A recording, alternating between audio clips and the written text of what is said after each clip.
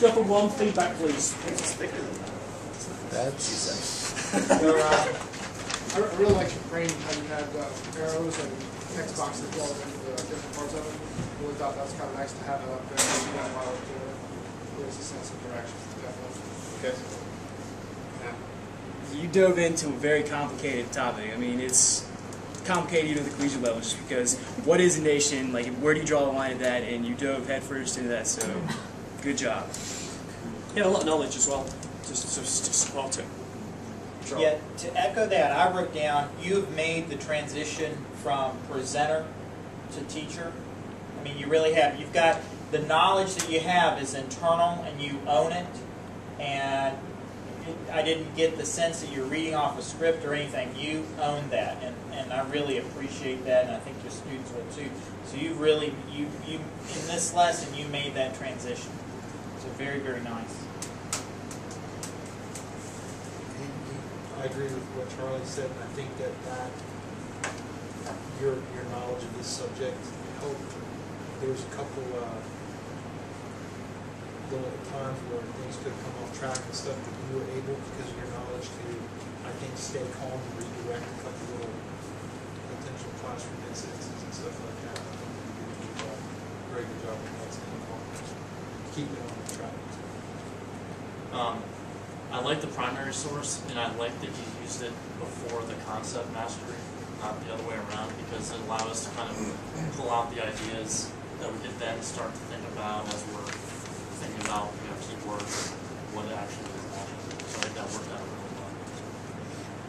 I think the concept diagram was a really good choice, just because this kind of outlines the term really well. I mean, as we were saying, nationalism is really hard. I mean, we were struggling to come up with never president, and then we cheat off the girls, and that actually helped. But I think it really, kind of. No, I think it really frames it well, though. I mean, it's kind of brief and it's right there, and it takes a difficult concept and kind of breaks it down into something easy that they can have and something they can refer back to. So, I mean, I just think that would be really good for a high school to have something like this that really spells out a difficult concept and makes it kind of easy.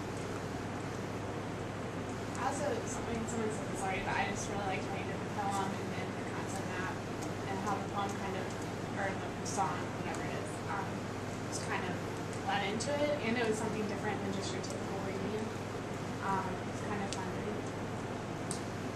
read. I really, really respect the way that you chose to do an idea for a lesson. Like, you did a very broad idea, and it's something that's going to help you for the rest of your unit. Like, that's balls, and you did a really great job of actually going in depth with the idea and different possibilities and allowing. And actually, you even had a point in here where there was a debate about what was what, and you let it go. I mean, like, it was a good recognition of, and you might not, maybe you did see it, it's a teachable moment, and you let it go. Like, you let it happen. So that was good. You didn't stop it. I just thought you had a really good feel for what was being understood and then what should be gotten to next, but you also let them get to it, and you didn't manipulate the situation. The idea of owning stuff, I liked the way that with the concept diagram, you said, let's not bother with number 2, and let's just go 1 to 3, and you kind of just took control over that. I thought that was good. And yeah, you owned the conversations as well, and you, I think it was Dave came up with something, and he wasn't quite sure if he was on track, and you'd say things like, I'm not quite getting what you're saying. And it wasn't like, oh, good answer, and move on, and just, but you really were wanting to hear and wanting to understand, and then try and fathom out, or even challenge when you felt maybe they may be going a little bit off. And I think that was nice.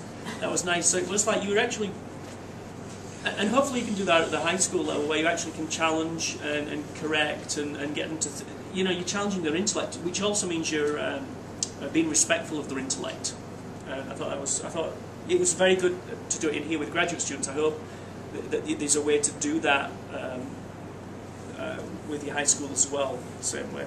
I know Matt's going to say something later under the cool feedback that links with one response that you gave, but generally it was very nice. I have a couple. You read students very, very well, not just with what Dr. Hicks just said in the case of Dave there, but also when you read the room when things were getting a little talkative and not, you knew when to move on and whatnot. And I think that I got this. You made sure that everyone talked and answered a question.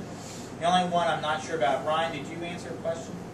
Yeah. So then everybody talked. He didn't answer it very well. That was really bad. So you probably that's what I figured. So that didn't count. Yeah. But for me, that's always my goal, that everyone answers the question, everyone talks. So, and as I've said, that should be a goal for everyone. So I thought that was very nice, good probing questions. The other thing at the beginning, students had questions about what's a nation, and you said, hold on, we're going to get to that, and then you actually came back to that, and you said, this is what we were talking about at the beginning, or something to that effect. So you did validate what they had said at the beginning. It wasn't kind of a manipulation of, well, this didn't really feel, we got to move on.